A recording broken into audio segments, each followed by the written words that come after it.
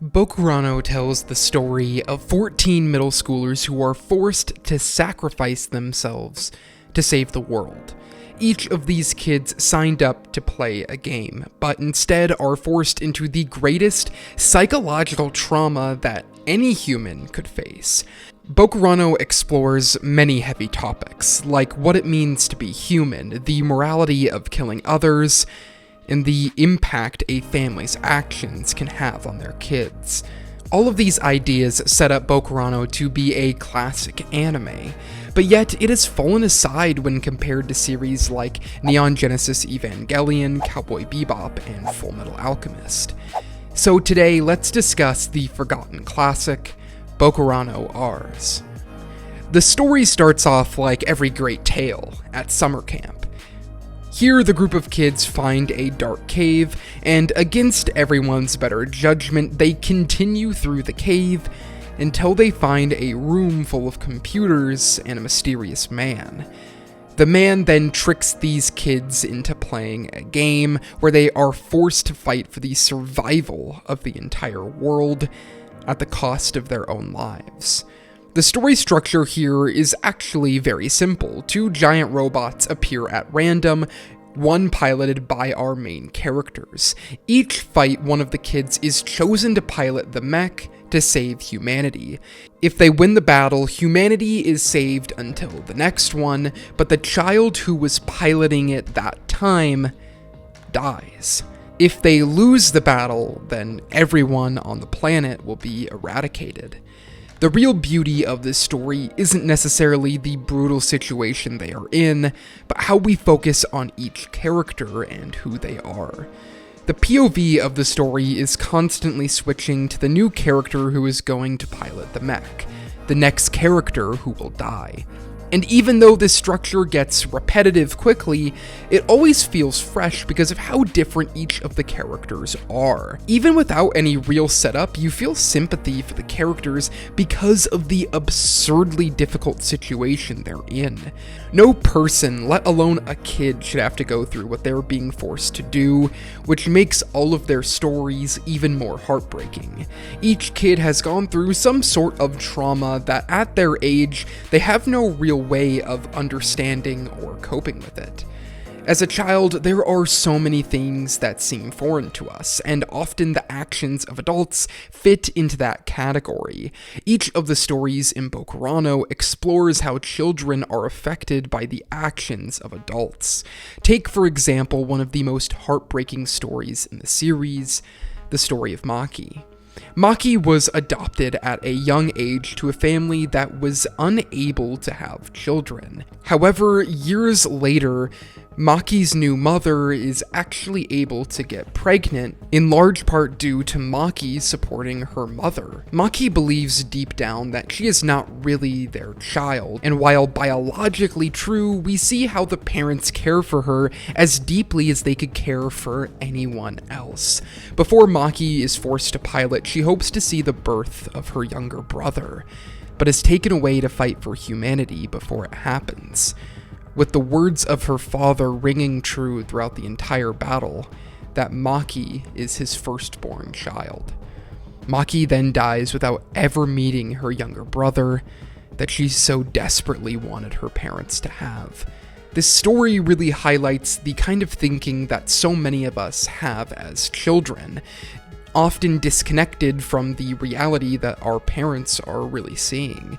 And each backstory for these kids have the same level of impact as Maki's. Bokurano has this ability to invoke our own childhood experiences into these extreme situations that the characters are forced through.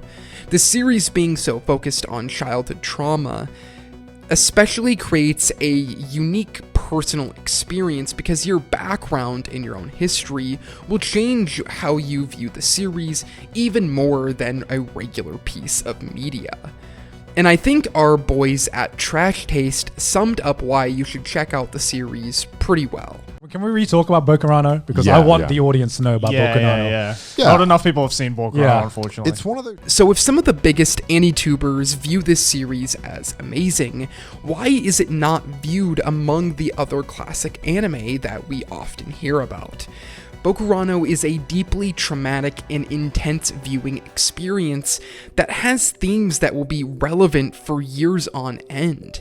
So this is definitely a series that I think everyone should check out, so we can lift it up even though it seems to have been forgotten.